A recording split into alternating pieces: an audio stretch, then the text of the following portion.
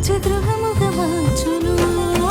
స్తుతింపజేయునే నిన్ను అలంకరించునే, కోల్పోయినదంతా పునరుద్ధరించునే. నా మనస్సా ఆయన మరచునా, యేసు నిన్ను మరచిపోవునా. ఆయనే నీ బాధలన్నీ కనుమరుగు చేయునే, ఆనంద తైలము నీపై కుమ్మరించునే.